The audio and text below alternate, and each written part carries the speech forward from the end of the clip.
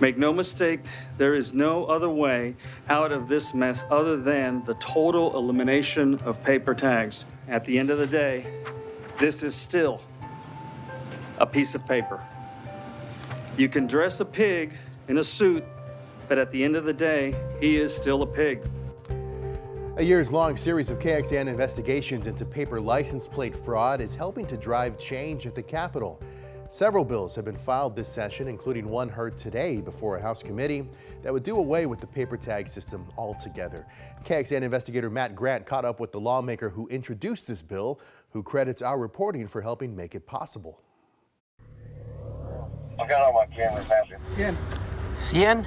It's February 2020. An undercover sting operation at this Austin Walmart leads law enforcement to a trove of paper tags. More than 450 phony license plates found on a cell phone, part of a booming $200 million black market. Turn it off! Turn it off! Turn it off! Put the gun up. We're good. With sales to all 50 states, turning vehicles into ghost cars, virtually untraceable by law enforcement. It's a major issue. Republican State Representative Craig Goldman of Fort Worth keeps cases like that, documented in KXAN's investigations, printed out on his desk. The only fix, in our opinion, is to get rid of paper tags altogether.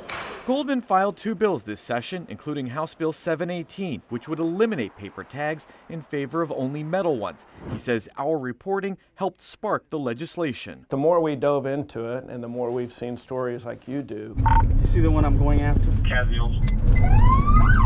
we realized what a major problem it is. Another major problem, according to law enforcement, is the ease at which Texas's new security-enhanced tags can be altered. And even the expiration date, December 45th. I mean, that doesn't exist, but that's how easy it was to make that up. Central Texas Deputy David Kohler says computer software is being used to alter dates, watermarks, and QR codes. This one looks like it was used by using a ransom note, putting it together. This month, Kohler and others testified for House Bill 914, filed by Republican State Representative Cole Hefner. A tagdemic.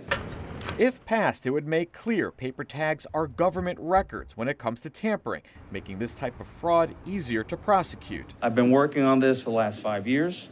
We're still not finished with this. There's more work to be done. The Texas Department of Motor Vehicles touts its efforts over the past year to prevent, detect, and investigate abuse, saying car dealers suspected of printing phony tags are immediately cut off. In a statement, the agency says it doesn't take a position on legislation, but notes the department is not currently aware of any actions, processes, or interventions that would guarantee elimination of all possible future fraud. There's one right there.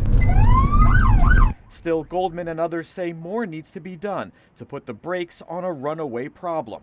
After the Texas DMV unveiled its new security redesign late last year, Goldman says law enforcement sent him his own paper tag for a car that doesn't exist, sold by Craig Goldman Auto. Just to be clear, you don't own No, I do not own an auto dealership. That's exactly right. But other than that, everything on here is real, including the QR code. We're going to make it well known the problem that paper plates are in this state and how we need to get rid of them. In Austin, Matt Grant, KXAN investigates.